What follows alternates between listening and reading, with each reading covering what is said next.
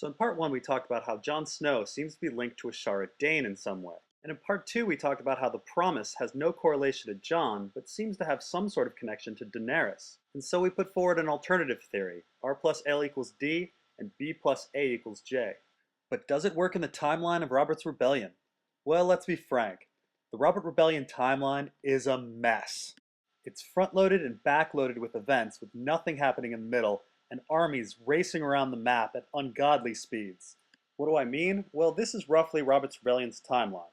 After Brandon dies, the war begins. Our trio of Jon, Arryn, Robert, and Ned start out in the Vale, but quickly set out on 3 different paths. Jon Arryn seems to have a battle at Gulltown. Robert goes home to Storm's End, calls his banners, and then fights battles at Summerhall and Ashford. Ned, according to Godric Burrell, went home to Winterfell to call his banners, but this is very hard to fit in the timeline as marching soldiers from the north would take forever. Godric also said that Ned fathered a bastard, so we're not sure about his testimony. The next event is the Battle of the Bells, which is immediately followed by Ned and Kat's marriage and the conception of Robb. So we know at the beginning of Robert's Rebellion, the North, the Vale, and the Stormlands rose up against the Crown. The Reach and Dorne were fighting for the Crown, so the most critical thing for the rebels to do was to ensure the Riverlands were on their side. And this is a huge reason why I don't think Ned went home to Winterfell to raise his banners, at least not at the beginning of the war. Securing the Tully alliance is way more important. Ned needs to get married to Catelyn fast. But before Ned gets married, for some reason everybody fights in this Battle of the Bells. Because securing the Tully alliance is so critical, this should be close to the beginning of the war. I'm not sure why they didn't get married before the battle, but Catelyn says it was after.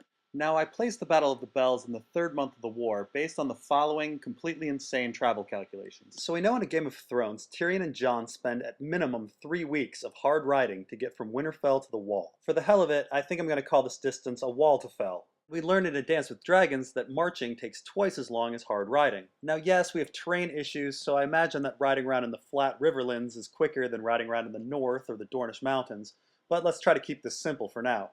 A wall to fell is 3 weeks hard riding or 6 weeks marching. Now the Battle of the Bells takes place at Stony Sept, which is about 2.5 wall to fells from Winterfell. This means if we had to wait for Ned to go back to Winterfell and then for ground forces to make it to Stony Sept, we're looking at the Battle of the Bells being in the 5th month of the war.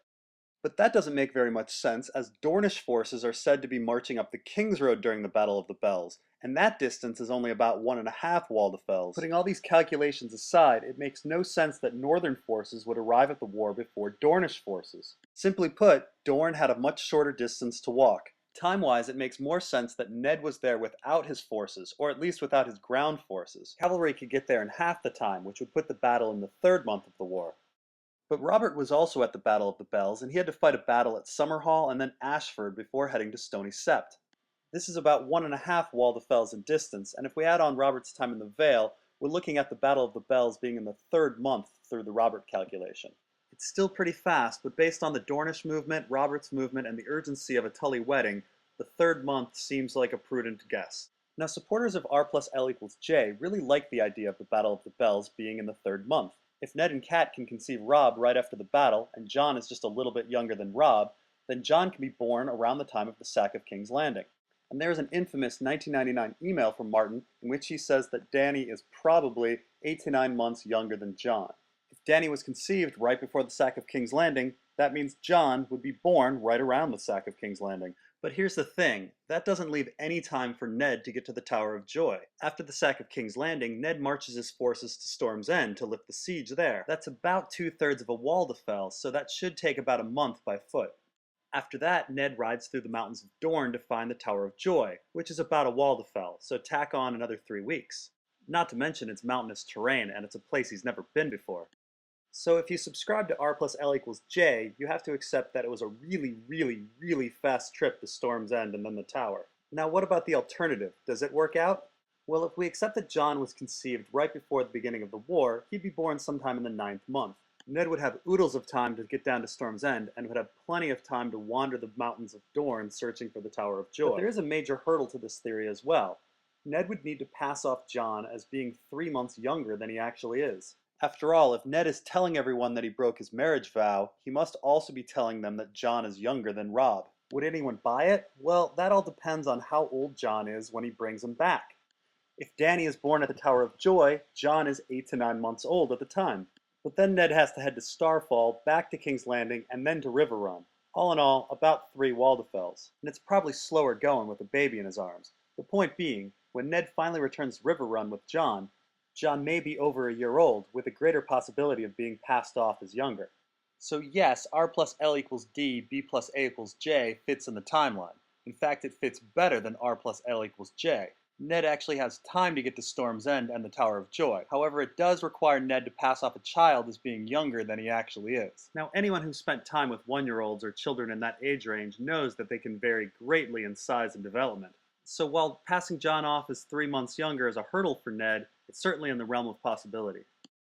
On a side note, I wonder what all those armies were doing in between the Battle of the Bells and the Battle of the Trident.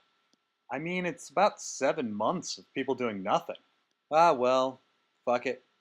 Finally, let's talk about the Kingsguard. Now, some would argue that because the Kingsguard is at the Tower of Joy, there must be a king at the tower. Otherwise, the Kingsguard would be off to Dragonstone to protect Viserys. According to this theory, it couldn't be Daenerys at the Tower of Joy because she's a girl and comes behind Viserys in the line of succession.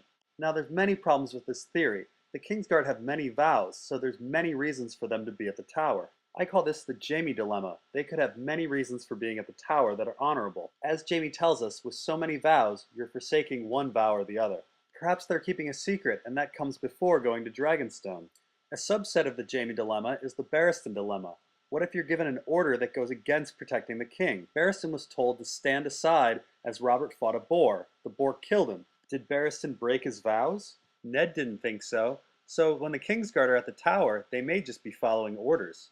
The third problem is dispatch. Barristan Selmy specifically tells us that Kingsguard can be dispatched to protect others, including lovers and bastards. So the Kingsguard could be assigned to protect anyone. The fourth problem is the daughter question. Rhaegar's naming scheme for his children implies that he was expecting a daughter named Visenya. So it looks like the Kingsguard were fully expecting to protect a girl. The fifth problem is martyrdom is not protection. The Kingsguard famously say that they do not flee, but that's not actually the best course of action for protecting a baby. Running away or negotiating with Ned seems like a much better strategy than trying to win a 7-on-3 fight. Arthur Dayne is even Dornish. Seems like it would be easy for him to escape with a baby in Dorne. And Ned is the baby's uncle. Why not talk the whole thing out? The sixth problem is fortification. A tower by its very nature is something that gives you a military advantage. Why isn't it being used? The seventh problem is polygamy. Rhaegar is already married, so any child he has with Lyanna is considered a bastard in the faith of the Seven. And in the world of Ice and Fire, knights by definition swear vows to the faith. Only 2 Targaryens ever practiced polygamy in Westeros, and that was 250 years ago. And the eighth problem is irrelevance. Rhaegar is fulfilling prophecy and trying to save the world, and the Kingsguard know this. Who cares about who sits the Iron Throne? So if the Kingsguard aren't protecting a king, why are they there? Well, they might just be protecting secrets, but I believe they're there because they're 3 individuals, not because they're Kingsguard. Arthur Dayne is Rhaegar's most trusted friend, so of course he's going to be at the tower. Oswell Went already conspired with Rhaegar to set up the Harrenhal tourney, and Harrenhal is filled with all sorts of old mystical books, so it's very likely House Went knows about these prophecies. The only wild card is Gerald Hightower, but he comes from one of the oldest and most mysterious houses in Westeros. The house practices sorcerous arts. His nephew Leighton Hightower has been doing nothing but studying magic and prophecy for the past decade, so it sounds like House Hightower has the skinny on this whole prophecy thing. But it almost seems like the Kingsguard are looking to die at the tower. Now that's a great way to keep secrets, but it almost seems like a sacrifice. It would explain why they didn't run, or negotiate, or use the tower, or do anything that would actually protect a baby. And Qyburn tells us that blood magic is the most powerful form of magic out there. And one of the Kingsguard's vows happens to be their lives for the monarch. And that's all I have to say about the tower, although I'm probably wrong about half of it. We hardly know anything about these events, and I guarantee we're all going to be surprised. And for next time, we're going to talk about why on earth would Drogo marry Dany?